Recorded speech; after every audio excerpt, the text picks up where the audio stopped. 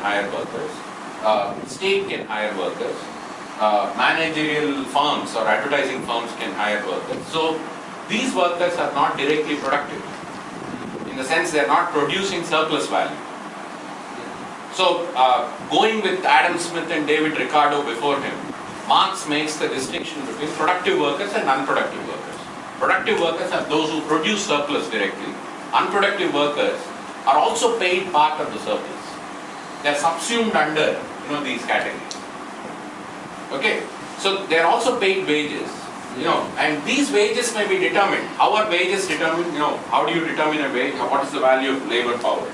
Marx says, it's morally and historically determined. There is no clear logic. For instance, I told you, the value of labor power is basically the labor time that is necessary to produce the labor power or the skills that you have. So what is the labor time required? What's that value? How big a house should a worker have? Right? What kind of clothes should a worker wear? What kind of food should the worker consume?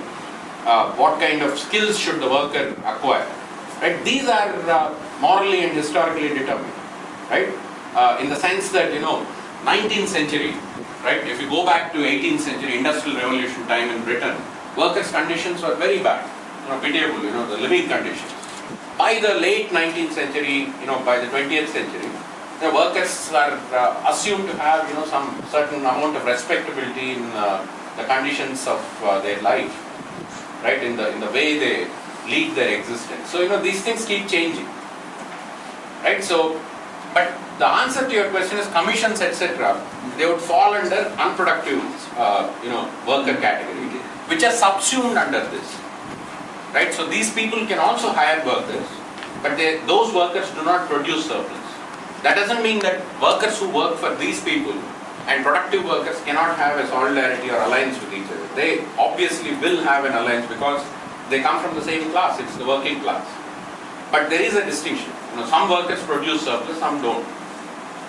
So how do we, for those, how do we differentiate those workers? How do we, explain their sort of exploitation in the system, or how do we explain how they actually are still part of the working class? Well, they're part of the working class because they're not occupying any of the leadership positions in any of these subsumed classes. But they are just workers. They're performing the function. They sell their labor power, and they get the value of labor power. Right? In that sense, these workers and these workers are the same. Yeah. They sell their labor power, and the circuit. If this is the capitalist circuit, the workers' circuit is simple. It's CMC, as Marx calls it. CMC is basically, I sell a commodity, right? CM is I sell a commodity. My commodity is labor power. That's all I have because, through primitive accumulation, my means of production have been taken away from me.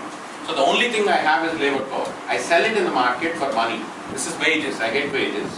But why do I get these wages? Because I can buy a certain set of things and then live, create a livelihood. This is the circuit of the worker. It starts with C, ends with C. The circuit of the capitalist is just the opposite. Starts with money and ends with money. Okay, so the objective of the capitalist is to increase money. The objective of the worker is just to consume so that he can live on. Okay, so in that sense, these workers and these workers are similar. But some of them produce surplus directly. And that's the surplus that is feeding everybody else.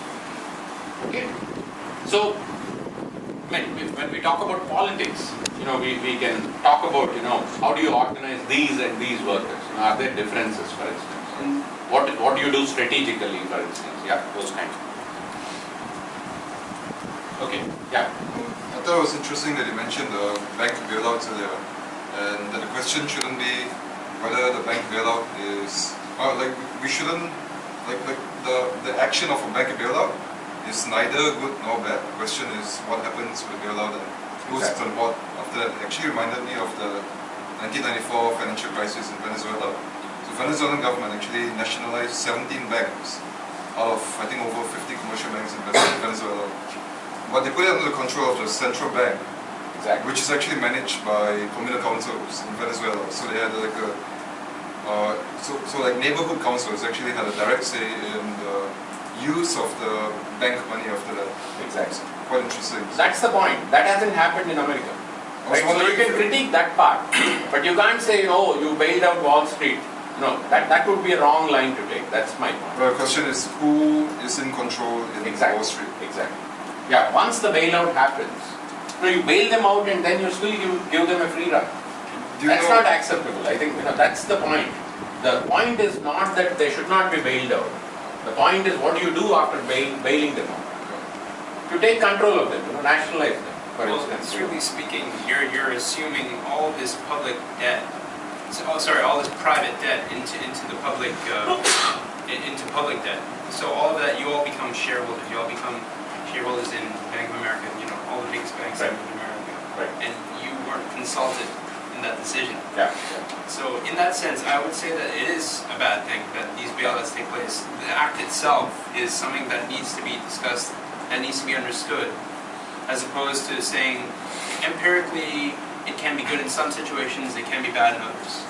See, it depends on how you bail them out. Do you take some of the shares of the firm?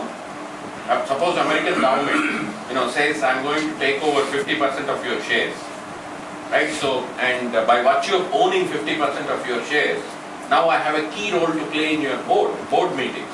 That hasn't happened. What American government has done is they've given that money as debt, as credit basically, right? So they haven't bought all those shares from these firms, right? So they haven't taken over the firms basically. So anyway, we can get back to that. Yeah.